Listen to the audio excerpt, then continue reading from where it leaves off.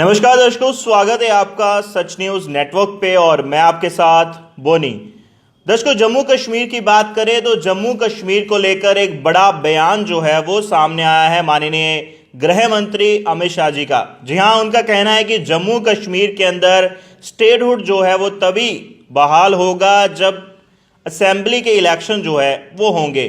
जी हां, और उसी को लेकर हमारे साथ बातचीत करने के लिए Jammu Kashmir national conference party से ठाकुर यशवर्धन सिंह जी, जो कि एडिशनल स्पोक्स पर्सन हैं, हमारे साथ जुड़े हैं। इनसे बातचीत करेंगे, जानने की कोशिश करेंगे कैसे ये देखते हैं। सर, बहुत बहुत स्वागत है आपका सच न्यूज़ नेटवर्क पर। शुक्रिया आपका। सर, कैसे देखते हैं कि जम्मू कश्मीर के अंदर काफ़ी सारी एसोसिएशन की अगर हम बात करें या जम्मू कश्मीर के लोगों की भी बात करें, कहीं ना कहीं उनके माइंड में है, उनके माइंड में यह है कि जल्द से जल्द जो है वो स्टेटहुड बहाल कर देना चाहिए। और इसी को लेकर अमित शाह जी का बयान भी फिलहाल अभी आया है। उन्होंने कहा है कि स्टेटहुड बहाल तो होगा लेकिन उससे पहले असेंबली के इलेक्शन होंगे। कैसे आप देखते हैं? जनाब, मुझे पहले एक चीज़ बात पूछना चाहता हूँ कि पहले हमारी जो ये रियासत थी, इसको इन्होंने क्यों पहले स्टेटहुड हमारी वापस ली गई? क्या ऐसी दिक्कत थी जम्मू कश्मीर में कि हमें एक यूटी का दर्जा दिया गया? उसके बाद जब आपने हमें यूटी बनाया, आप मुझे बताए, मैंने देखा है कि किसी भी जगह किसी भी स्टेट की हमेशा कुछ ना कुछ प्रमोशन होती है। जम्मू कश्मीर एक ऐसी स्टेट थी जो इसकी डिमोशन की गई, इसको यूटी बनाया गया। क्या जम्मू कश्मीर के लोगों का क्या कसूर था कि इनको यूटी में डाला गया? दूसरी बात कि ये अमित शाह जी का जो बयान आता है कि अब हम चुनाव के बाद इसको रियासत बनाएंगे, क्यों वो चुनाव से पहले इसको रियासत नहीं बनाना चाहते जो हम सब डिमांड चाहते हो? यहाँ की जम्मू कश्मीर की आवाम चाहती है इसको रियासत बनाना। क्यों लोगों के सेंटिमेंट से हमेशा खेला जाएगा? क्यों ये चीज बोलेगी कि अगर हमें चुनाव होएगी तो उसका, इनको पता है कि चुनाव में इन्होंने जम्मू कश्मीर से यहाँ पे चुनाव में इन्होंने मेजॉरिटी में नहीं आना है। इस वजह से ये लोगों के साथ ये एक और इन्होंने बात स्टार्ट कर दी कि चुनाव के बाद हम जम्मू कश्मीर को रियासत बनाएंगे, क्योंकि इनको ग्राउंड अपनी रियलिटी पता है कि आज जम्मू कश्मीर के लोग भारतीय जनता पार्टी को देखना नहीं चाहते। जो इन लोगों के साथ किया जा रहा है, गरीब अवाम के साथ जो किया जा रहा है। लेकिन सर, इसी के साथ बात करें, भाजपा की आपने बात करी कि कहीं ना कहीं ग्राउंड लेवल पे जो आना चाहिए रिस्पांस और लोगों का भाजपा को लेकर, लेकिन ऑन ग्राउंड की अगर हम बात करें तो वो तो कुछ और ही नज़र आ रहा है। आज की मैं बात करूँ, आज भी 200-300 से ज़्यादा ज्वाइनिंग जो है भाजपा में हुई है। जनाब, इनकी ना कन्नी और कतनी में बड़ा फर्क है। ये क्या करते हैं, ज्वाइनिंग करवाते हैं, इनके वर्कर की कदर नहीं होती पार्टी में। बाकी जो जैसे हमारी नेशनल कॉन्फ्रेंस है, यहाँ एक वर्कर नेशनल कॉन्फ्रेंस ज्वाइन करेगा, उसे हर इंसान जानेगा, उसकी कदर होती है। बाकी ये ज्वाइनिंग कराने से और ये सोशल मीडिया में प्रोपोगंडा करने से अवाम आपके साथ नहीं है। अच्छा, अगर ये आज मैं यही पूछना चाहता हूं, अगर ये कहते हैं कि लोग भारतीय जनता पार्टी ज्वाइन करेंगे, चुनाव क्यों नहीं कराते? ये रियासत में चुनाव क्यों नहीं करते? क्यों ये एक तरफ से इनका बयान आता है कि कश्मीर में सब कुछ ठीक है, टूरिस्ट कश्मीर जा रहा है, वहां का काम बढ़ रहा है, एक तरफ से टारगेट किलिंग होती है। हाल ही में क्या आपने रजौरी वाला इंसिडेंट आप भूल के? ठाकवी में जो इंसिडेंट हुआ था, क्या जो जम्मू में सिदरा में इंसिडेंट हुआ था, या यहाँ पे जो बम ब्लास्ट का इंसिडेंट हुआ था जम्मू में, क्या वो आप भूल गए? एक तरफ से आप बोलते हैं सिचुएशन जम्मू कश्मीर की बिल्कुल ठीक है, दूसरी तरफ से आप चुनाव भी नहीं कराते। इनकी कन्नी और कतनी में फर्क है। ये कहते कुछ है और करते कुछ हो रहा है। अगर ये कहते हैं कि जम्मू कश्मीर की सिचुएशन बिल्कुल ठीक है, तो ये इलेक्शन कमीशन को एक लिख के रिटर्न में दे दे जी कि हमें पूरी सिक्योरिटी प्रोवाइड किया और जम्मू कश्मीर में चुनाव कराए। ये वो भी नहीं करते, तो इनकी कन्नी और कतरी में फर्क है। मैं तो आपको यही बात बोलूंगा। बाकी तो इस मेरे से बेटर है जो बीजेपी के लीडर आपको इस चीज का जवाब देंगे, ये इलेक्शन क्यों नहीं कराना चाहते। पर मैं अवाम की तरफ से ये बोलना चाहूंगा कि अवाम में इनकी पोजीशन बिल्कुल जीरो है। लोग आज भारतीय जनता पार्टी से परेशान है। परेशान इसलिए नहीं है, परेशान इसलिए है कि लोग मुश्किल में हैं। अनएम्प्लॉयमेंट कहां पे है? आप गैस सिलेंडर का रेट देख लो कहां चढ़ गया है। जी, आपने मुश्किलों की बात करी, तो इसके साथ जो जम्मू कश्मीर में फिलहाल एक बर्निंग मुद्दा जो है लैंड एविक्शन को लेकर है। कई सारे लोग हैं जिनको बेघर कर दिया गया, कई लोगों के मकान तोड़ दिए गए, दुकानें तोड़ दी, अभी भी जो है पीला पंजा जो है वो चल रहा है। इसको आप किस तरीके से देखते हैं? एक तरफ से इनकी स्टेटमेंट आती है कि हम गरीब लोगों को नहीं तंग करेंगे, जैसे जिसके पास थोड़ी सी जगह है उसको तंग नहीं करेंगे। दूसरी तरफ उन्हीं लोगों को नोटिस आ रहा है। हाल ही में आपने देखा नई बस्ती में जो छोटी छोटी दुकानें लोगों ने रखी, वो नोटिस है, जो 50-50 साल से दुकान कर रहे हैं। एक तरफ से बोलते हैं कि हम छोटे गरीब जो दुकानदार हैं उनका रोजगार बढ़ाना चाहते हैं, और एक तरफ से उनको बाहर निकालना चाहते हैं। ये इनकी दोगली सियासत है। ये क्यों गरीब लोगों को तंग कर रहे हैं? हमारा इलाका आप देख लीजिए, रजौरी पुंछ का इलाका देख लीजिए, वहां लोगों के पास इतनी जमीन थोड़ी है, कोई 2 मल्ला, कोई 3 मल्ला, कोई 4 मल्ला, और उसने अपना मकान बनाया हुआ है गरीब ने 50, 70, 100 सालों से। आज उनका नहीं, उनके ग्रैंडफादर तक का नाम आ गया है जो आज इस दुनिया में नहीं है, उनके खिलाफ नोटिस निकला हुआ है कि उनको यहां से निकाल दिया जाए। जब किसी के ग्रैंडफादर ने उसको वो जगह दी है, तो आज उसका पोता उस जगह से कैसे निकलेगा? उसके सेंटिमेंट्स उस घर के साथ है, उस मकान के साथ है। तो उसके निकालना ही है तो उनके लिए कुछ ना कुछ अल्टरनेट भी होना चाहिए, ऐसा कुछ आप मुझे आप एक बात बताएं, सरकारें होती किस लिए? हम जम्मू कश्मीर जो ये एक रियासत थी पहले, यहां पे सरकारें बनती क्यों थी? कि लोगों को रहने की फैसिलिटी दी जाए, लोगों को रोजगार दिया जाए। ये मैंने पहली सरकार देखी है जो लोगों को रोजगार भी नहीं दे रही और लोगों को घरों से भी बाहर निकाल रही है। ये क्या क्या क्या ये जस्टिफाई है? क्या ये लोगों के साथ सही हो रहा है? अगर आप लोगों को रोजगार नहीं दे सकते, हम मानते हैं आपसे रोजगार नहीं दिया जा रहा, पर जो उनका छत है उस छत को मत छीनिए, गरीब लोगों को मत छीनिए। जो बड़ी मछलियां आप उनको पकड़े, हम उसके खिलाफ नहीं है, पर गरीब लोगों को तंग ना करें। लेकिन भाजपा अध्यक्ष रविंदर राणा जी का तो ये भी बयान आया था, बड़ी मछली जैसे आपने कहा बिग फिशेज है उनको माफ नहीं किया जाएगा, उनको छोड़ा नहीं जाएगा। तो उसमें तो एक इनके भाजपा के ही लीडर हो सकते हैं बीच में इन्वॉल्व, जिनकी ये बात कर रहे हैं। मेरा जो सवाल है, मेरा जो चिंतन है, जो मेरा सबसे बड़ा जो सवाल है, गरीब लोगों को ना तंग किया जाए। बाकी जो इन्होंने कानूनी कार्रवाई करनी है, जो नोटिस देके जो करना है वो करे, वो आज इनकी सरकार कुछ भी करे, वो अलग बात है। मैं गरीब लोगों की बात कर रहा हूं, जिसके बाद छोटा सा 5 मल्ले का मकान बना हुआ है, 80 साल से 100 साल से उसके बुजुर्गों ने बनाया हुआ, वहां रह रहे, उनको तंग ना करे जाए। जब किसी की छोटी सी दुकान है उसको तंग ना किया जाए, जब कोई गरीब है उसको तंग ना किया जाए। मेरी चिंता का विषय यह है कि गरीब लोगों को ना तंग किया जाए। आज लोग डर में हैं, आज उनके सामने अंधेरा है, लोगों के सामने। आज बच्चा, छोटा बच्चा अपनी मां से पूछता है कि मां क्या अगले दिन हम इस मकान में रह पाएंगे, क्योंकि भारतीय जनता पार्टी की सरकार है, ये हमें निकालना चाहती है। गांव में ये माहौल बन चुका है। आज रात को कोई, मेरी बहन रात को सोती है, उसे डर होता है कि कोई मशीन लेके ना आ जाए मेरा मकान गिराने के लिए। लोग मुश्किलात में हैं, लोगों में डर है।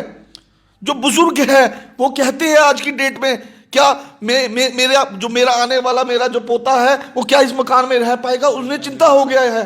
बिल्कुल। अमीर लोगों को कोई फर्क नहीं पड़ता है, पर गरीब लोगों को फर्क पड़ता है, जिसके पास छोटा सा 1-2 कमरे का मकान होता है उसको फर्क पड़ता है। जी, एक और सर मुद्दा है जिसको लेकर आम जनता के बीच में चर्चा है, खास अगर स्कूल्स की हम बात करें तो जो सब्जेक्ट्स रखे गए हैं, पहले की अगर बात करें तो उसमें सारे सब्जेक्ट हुआ करते थे, लेकिन अभी जो है सिर्फ हिंदी और बाकी सब्जेक्ट रखे गए हैं। लेकिन अदर लैंग्वेजेस की बात हम करें, गोजरी की बात करें, डोगरी की बात करें, कश्मीरी की हम बात करें, कई सारी ऐसी लैंग्वेजेस हैं जिनको उसमें रखा ही नहीं गया। इसको आप कैसे देखते हैं?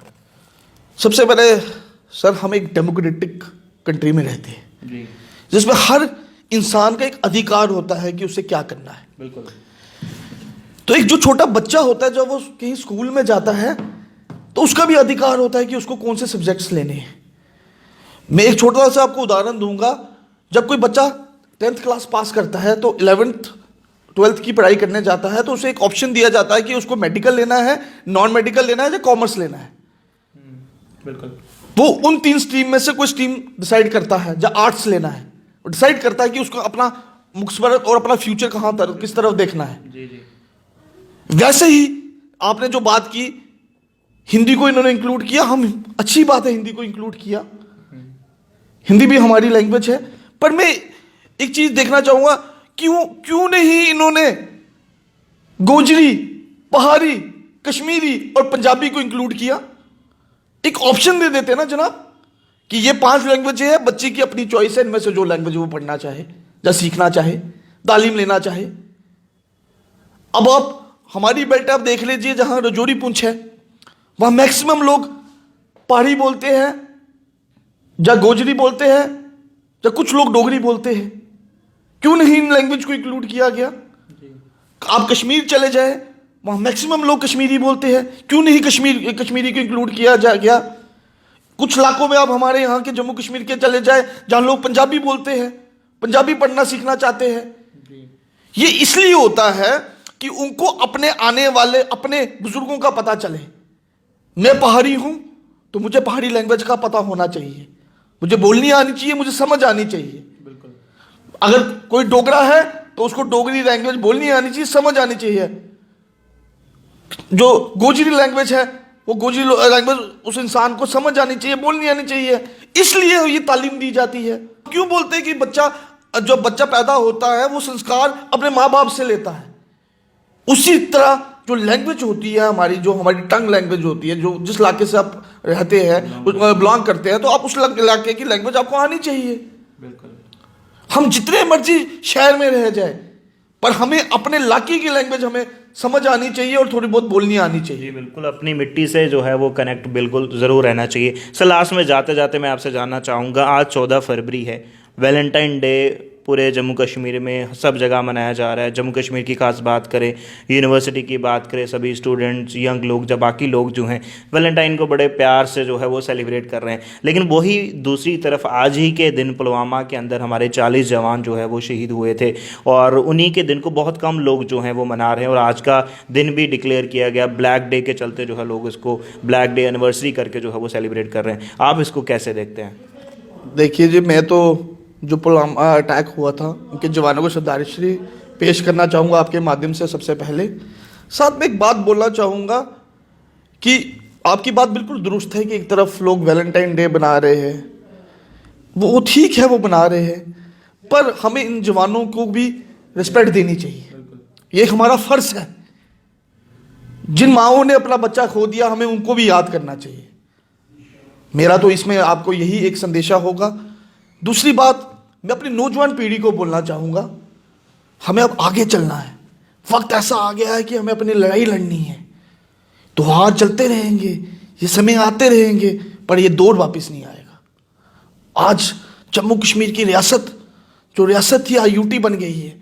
हम एक बहुत मुश्किल दौर से गुजर रहे हैं। अगर हमें यहाँ अपने आने वाले बच्चों का, अपने आने वाली पीढ़ी का अगर फ्यूचर बनाना है, तो हमें एग्जाम्पल सेट करनी पड़ेगी जम्मू कश्मीर के नौजवानों को, युवाओं को। हमें अपनी लड़ाई खुद लड़नी होगी, अपने हकों के लिए लड़ना होगा, और अपने आने वाले अपने बच्चों के लिए, अपने फ्यूचर के लिए लड़ना पड़ेगा। उसके लिए खाली ठाकुर यशोवर्धन सिंह का यहाँ पे बोलना जरूरी नहीं है, हर नौजवान का बोलना इंपॉर्टेंट है इस वक्त, कि क्या हो रहा है हमारी इस जम्मू कश्मीर जो एक रियासत थी, आज यूटी बन गई है, और आज क्या दिक्कत है। मैं आपके माध्यम से एक चीज जरूर बोलना चाहूंगा अपने नौजवानों को। जब 370 हटाया गया तो यहाँ के नौजवानों से एक वादा किया गया कि हम 370 हटाएंगे और यहाँ के नौजवानों को रोजगार देंगे। मैं इसका जवाब खुद नहीं दूंगा, मैं अपने भाइयों से पूछना चाहूंगा, नौजवानों से, क्या वो वादा ये पूरा किया। मैं एक छोटा सा उदाहरण आपको दूंगा। जब यहां पे पहले एलजी साहब थे, उन्होंने क्या बोला था कि हम 50,000 नौकरी देंगे। मुझे याद है वो बात नौजवानों को। वो कहां गई 50,000 नौकरी? आज तो वो वक्त आ गया है जनाब, जिनके बाद छोटा सा मकान है उसको मकान से निकालने की कोशिश कर रही जा रही है। नौकरी तो बड़ी दूर की बात है। ये खाली लोगों के सेंटिमेंट्स के साथ खेला जा रहा है, और इसका जवाब आने वाले वक्त में जम्मू कश्मीर के लोग, जम्मू कश्मीर के नौजवान, जम्मू कश्मीर के बुजुर्ग इन लोगों को देंगे, जब इनके सेंटिमेंट्स जो इन्होंने खेला है। पर मैं आपके माध्यम से सबको एक चीज़ बोलना चाहूँगा, इकट्ठे हो जाओ, और एक चीज़ का हमें ध्यान रखना है, एक भाईचारा कायम करना है। जो जम्मू कश्मीर का एक भाईचारा था, हिंदू मुस्लिम सिख साथ हमने बना के रखना है, और अपनी लड़ाई खुद लड़नी है। और मेरे ऊपर वाले ने, मेरे भगवान, मेरे अल्लाह ताला ने चाहा, मेरे वाहिगुरु ने चाहा, तो वो दिन दूर नहीं, हम वही रियासत देखेंगे जम्मू कश्मीर की, जहां पे हमारे नौजवानों को रोजगार दिया जाता था। हमारे नौजवान जब रोजगार होता था तो वो बेचारा अपना फ्यूचर देखता था कि सिक्योर है। आज किसी मेरे भाई का फ्यूचर सिक्योर है, आई एम सॉरी टू से, आज किसी नौजवान का फ्यूचर सिक्योर नहीं है। आज किसी नौजवान की शादी होनी हो, आज उसमें भी रुकावट आ जाती है, क्योंकि घर वाले देखते हैं कि लड़के की नौकरी है या नहीं है। कोई अपनी बेटी को ऐसे जगह नहीं देगा जिसको वो 2 वक्त की रोटी ना खिला पाए। ये एक प्रैक्टिकल बात है। तो आज हमारे भाई परेशान हैं। पिछले दिनों पिछले साल 2022 में काफी लोगों बच्चों ने नौजवानों ने सुसाइड किया इस मुश्किलात की वजह से। जब उनको प्रेशर आता था, एक प्रेशर है, ये एक सेंटिमेंटल चीज है। आपको फैमिली का भी प्रेशर होता है और सोसाइटी का प्रेशर होता है। जब आप कोई नौकरी नहीं करते, आपको घर के भी ताने सुनने पड़ते हैं, बाहर के भी ताने सुनने पड़ते हैं। पर मैं इस वक्त में अपने नौजवान भाइयों के साथ हूं और हमें ये लड़ाई मिलकर लड़नी है। और ऊपर वाले ने चाहा तो वो दिन हम जरूर देखेंगे जब हमारे नौजवान भाइयों को यहाँ रोजगार मिलेगा, जैसे पहले वक्त में मिलता रहता था, जब नेशनल कॉन्फ्रेंस की यहाँ सरकार होती थी और जम्मू कश्मीर में नौजवानों को यहाँ पे रोजगार मिलता था। पर आज पिछले 8 से 9 सालों से हर नौजवान बहुत दुखी है। जी जी, इलेक्शन की बात करी आपने sir.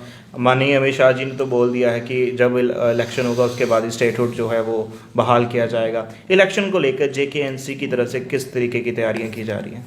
Jammu Kashmir national conference हमेशा इलेक्शन के लिए तैयार है और हम यही सवाल पूछते हैं आपके माध्यम से, ये इलेक्शन कराते क्यों नहीं है?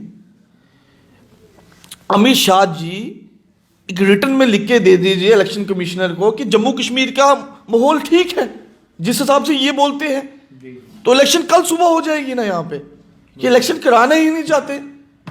मैंने आपको एक बार पहले भी बोला कि करनी और कथनी में बहुत अंतर है। ये कहते कुछ है सेंटर में बैठकर और करते कुछ है यहाँ पे हमारे यहाँ यूटी में। और मैं आपको बताऊं, अगर लोगों को बचाना है, जम्मू कश्मीर के लोगों को का फ्यूचर बचाना है, तो इलेक्शन और डेमोक्रेसी के बिना कोई चारा नहीं है। यहाँ पे इलेक्शन एक इंपॉर्टेंट चीज है। ये जमहूरी हक है हमारा, हर इंसान का, हर नौजवान का हक है कि वो किसको वोट डाले। उसको हक है वो कोई प्रेशर के बिना जिस पार्टी का वो चाहता है उसको वोट डाले। पर उसके लिए इलेक्शन कराना तो इनका फर्ज है। ये भारतीय जनता पार्टी का फर्ज है जो सेंटर में सरकार बैठी है, वो इलेक्शन क्यों नहीं करा रही? क्या मुश्किल आ रही है उनको? एक तरफ से बोलते हैं माहौल ठीक है, दूसरी तरफ से वो इलेक्शन भी नहीं कराते। मतलब इनकी कन्नी और कथनी में फर्क है। तो मैं यही सवाल इनसे, भारतीय जनता पार्टी के लीडरों से पूछना चाहूंगा कि आप इलेक्शन क्यों नहीं कराते? अगर आप कहते हैं माहौल ठीक है, क्यों पीछे पीछे कर रहे हैं इलेक्शन? क्योंकि आप देख रहे हैं आपकी ग्राउंड की रियलिटी ठीक नहीं है। जब आपकी रियलिटी ठीक होगी तब इलेक्शन कराएंगे। वो वक्त नहीं आएगा कभी जनाब। जम्मू कश्मीर के लोगों को पता चल गया है कि आप लोगों के जो सेंटिमेंट से खेल रहे हैं, वो वक्त कभी नहीं आएगा। चाहे आप साल इलेक्शन ना करवाए, 2 साल ना कराए, जम्मू कश्मीर के लोग आपको माफ नहीं करेंगे। जम्मू कश्मीर का नौजवान आपको माफ नहीं करेगा। जी जी, बहुत बहुत शुक्रिया सर बातचीत करने के लिए। तो ये थे हमारे साथ JK-NC से regional spokesperson Thakur Yashuvardhan Singh ji, जिनसे आज हमने आपको रूबरू कराया और कई सारे बर्निंग इश्यूज जो जम्मू कश्मीर के अंदर चल रहे हैं उनसे हमने बातचीत की और अपने व्यूज़ उन्होंने रखे हैं। और इस कन्वर्जेशन से आपका क्या राय है, आप अपनी राय जो है कमेंट सेक्शन में ज़रूर रखिएगा। नमस्कार।